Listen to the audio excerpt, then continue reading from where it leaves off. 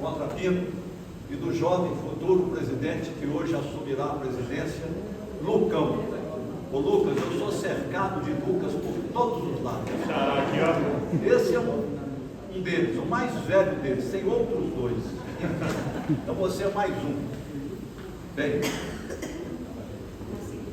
o passado pode ser uma dor ou pode ser uma dádiva. Eu já estou na altura dos 77 anos e o bom Deus me concede uma saúde, uma coragem, uma vontade de viver e de lutar. E aí eu me lembro de Milton Nascimento, que eu adoro, uma música chamada Caçador de Mim, que tem um verso que diz assim: nada a temer, senão o fugir da luta. A vida faz sentido exatamente por isso. E aí eu me lembro, porque lutamos gloriosamente 21 anos contra a ditadura. A minha juventude, o Vale Verde da minha juventude, foi todo ele percorrido na luta contra a ditadura. Nós éramos muito jovens. A ditadura não nos deixou nenhuma outra alternativa. Nós vimos a geração que gloriosamente lutou e construiu a democracia de 45 a 64, e quando quis fazer as reformas de base, algo parecido com o que o nosso presidente Lula vem conduzindo no Brasil, porém com muito mais amplitude, veio o golpe militar, civil-militar, apoiado internacionalmente, com apoio da Igreja Católica, apoio das classes médias. E eu, muito jovem, muito menino, quando comecei a ter participação política, entendendo melhor as coisas, aos 16 anos de idade, era o ano de 1965, eu me indignava por que os nossos companheiros não resistiram ao golpe civil-militar de 1964. Essa dor a minha geração carrega, mesmo que seja desproporcional. Você não abdica da democracia, da liberdade, você não abdica do combate à pobreza, da luta por mais igualdade, ainda que de modo muito desigual. Há que lutar. E a minha geração tomou isso como a alma dela. Eu adoro a minha geração, a geração de 68. Nós fizemos a primeira resistência contra a ditadura.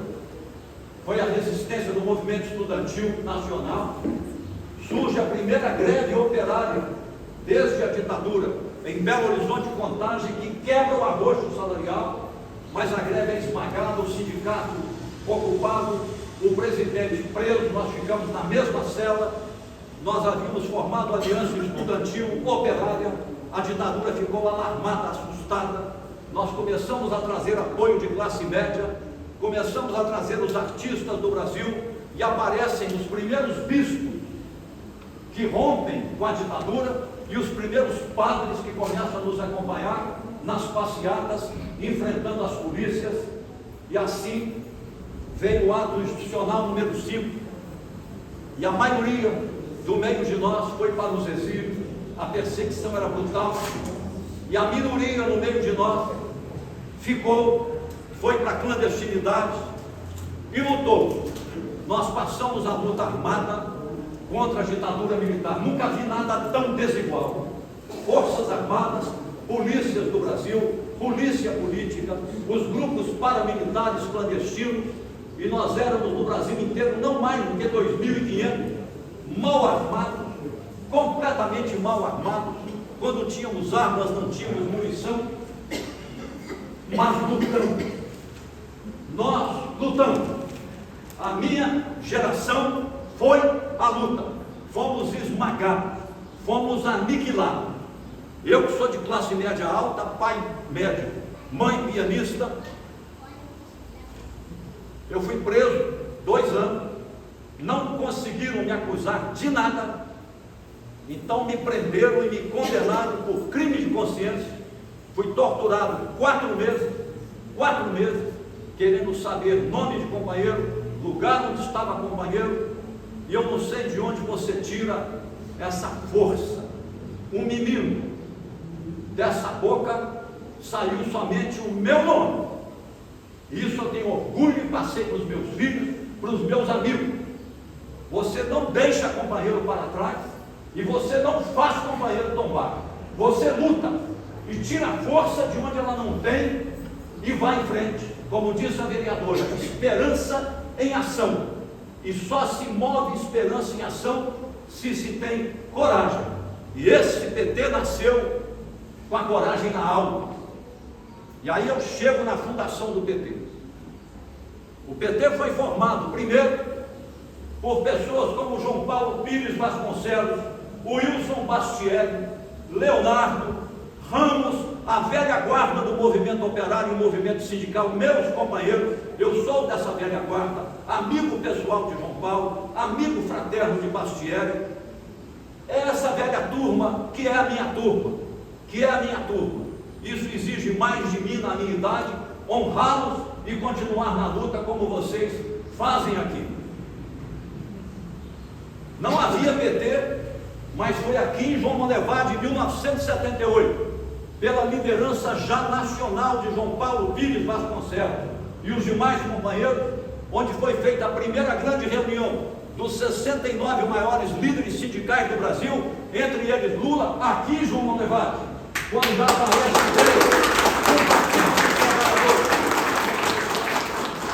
nós fundamos o PT em 1980. Eu me lembro que eu participei da fundação de 116 diretórios, casado com 3 filhos, dando aula. Nós andávamos de ônibus, prefeito. Não tinha carro e motorista, não tinha equipe, não tinha dinheiro. Nós dormíamos em sacristia, que os padres nos apoiavam. Dormíamos em sede de sindicato. Dormíamos com um cobertor no chão na sala de jantar de companheiros operários e líderes sindicais no interior de Minas, para ter condição de formar PT contra tudo e contra todos nos finais de semana, ainda sob a ditadura militar, que era 1980.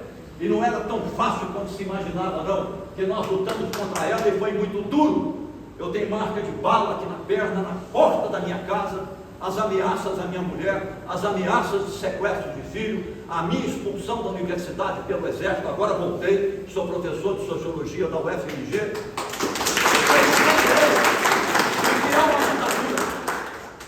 O PT nasce dentro e na luta contra a ditadura. Vem do movimento operário e sindical e dos movimentos sociais. Vem das comunidades eclesiais de base. Vem do apoio de intelectuais.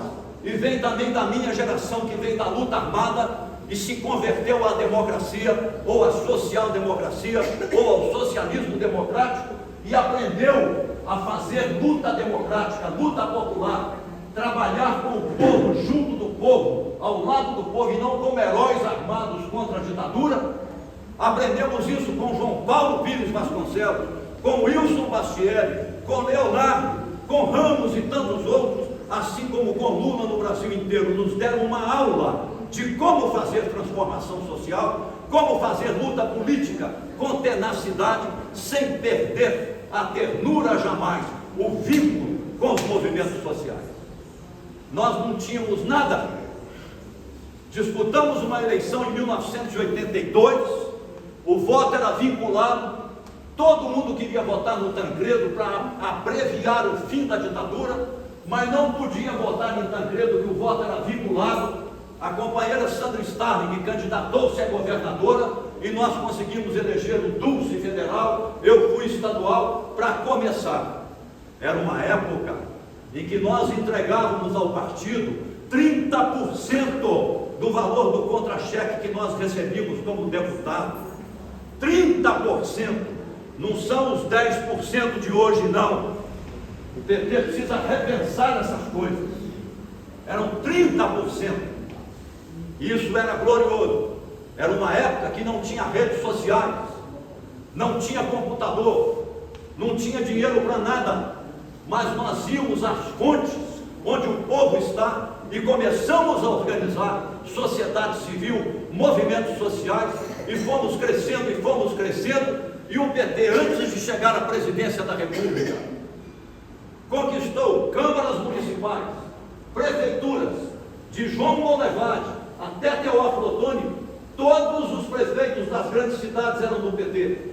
Das 15 maiores cidades do sul de Minas, 8 eram do PT. Quando nós olhamos hoje, estamos retomando e avançando, daqui a Teófilo Otoni, só João Monlevade é do PT. Abaixo do Rio Grande, em todo o sul de Minas, não temos uma prefeitura do PT.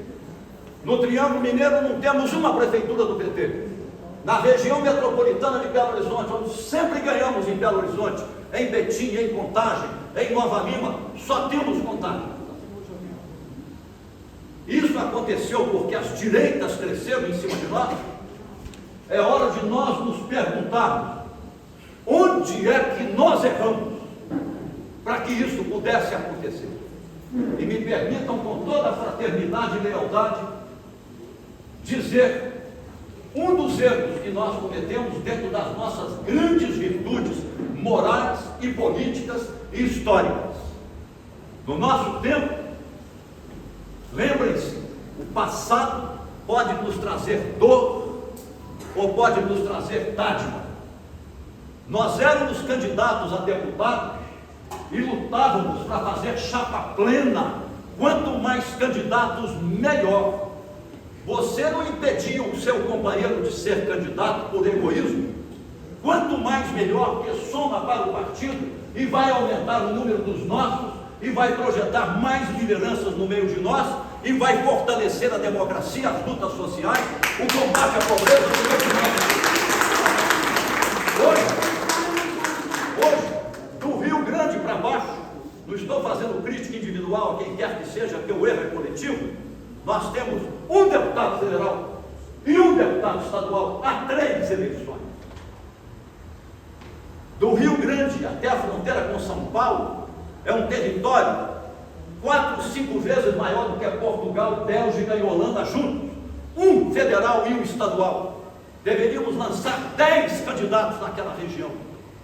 Deveríamos, no norte de Minas, onde nós temos um candidato a federal, e não é culpa dele, lançar 10 candidatos, voltar ao PT dos velhos tempos da ética na política e da colegialidade, da cooperação ampla, pensando o povo brasileiro e com o povo brasileiro pensando o partido.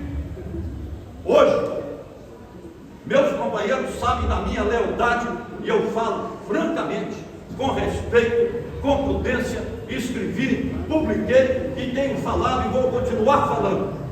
Eu sou absolutamente contra as emendas bilionárias. Lula me convocou para ser pré-candidato a deputado federal. Eu falei com ele várias coisas, acertando.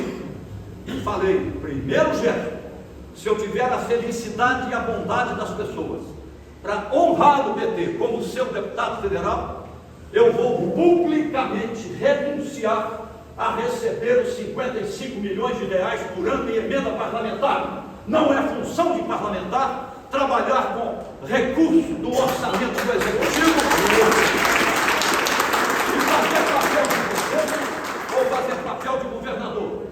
A função do parlamentar é fiscalizar o governo, ser propositivo, apresentar ideias, pensar, estudar, trabalhar nas comissões, elaborar projetos, fazer educação política, educar as juventudes. Onde é que está a educação das juventudes? A paixão está nas emendas, não está mais no coração da juventude. Não é que as pessoas sejam ruins, mas as pessoas, às vezes, por fragilidade humana, se acostumam com a benevolência e a materialidade e vão perdendo a grandeza da coragem moral, sem a qual nós não vamos mover a história. Eu não sou um velho, eu sou um idoso, mas vou lutar até o último dia da minha vida biológica. Não renuncio a isso. Eu sei o mal que isso está fazendo. Hoje nós não sabemos mais fazer política, não sabemos mais chegar no povo, não sabemos mais conversar com a juventude. Tudo é rede social. espaço público está acabando, debate, diálogo, formação política. Falar de formação política, as pessoas nem entendem o que é isso. Esse livro que vocês receberam, que eu antes pedi licença para que pudesse ser distribuído, o propósito é esse: entender por que nós vivemos 25 anos gloriosos, de 1988, a Constituição, até 2013, as jornadas de junho, democracia em plenitude, disputas entre o PT e o PSDB, acirradas como tem que ser, porém elevadas, com ideias, com projeto, com preocupação com o povo, nação.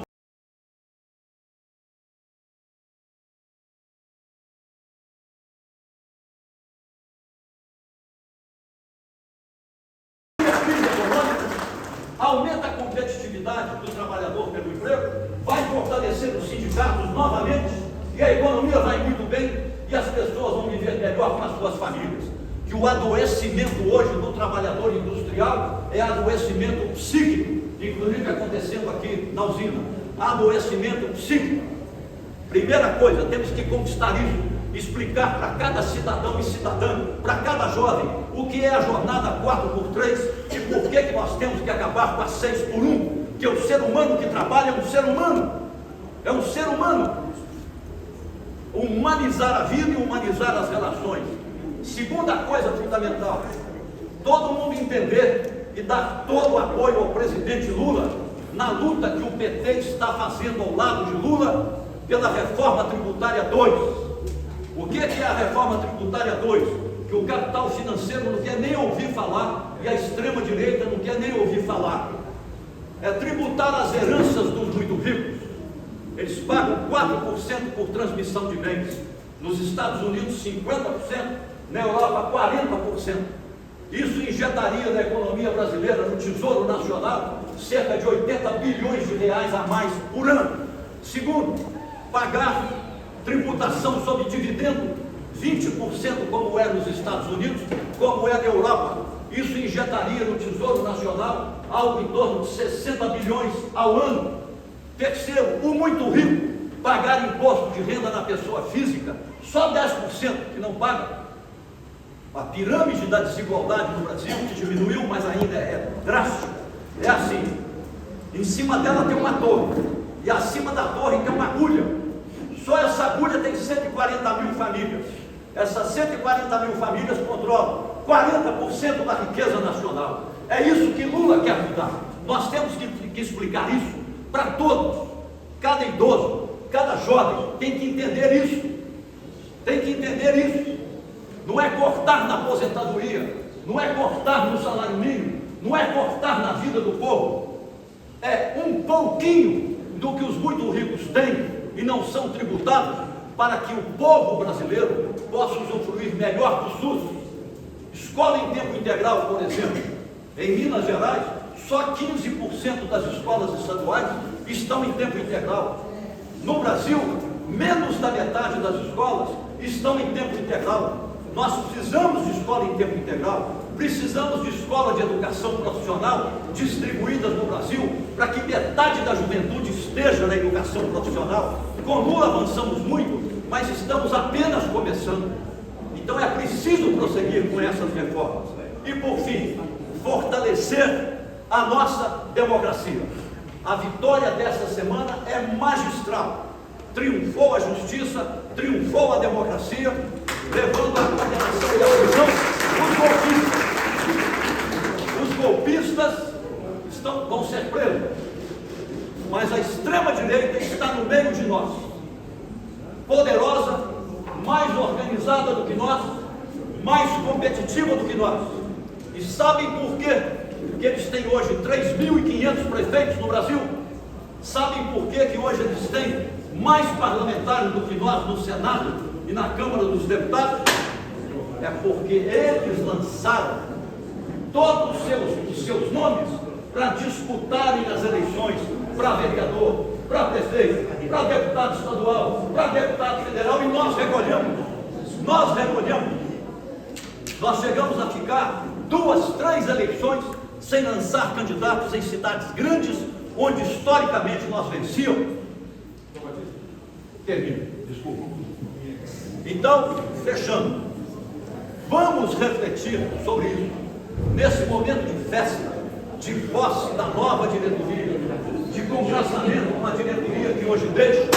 Vamos refletir sobre essas situações.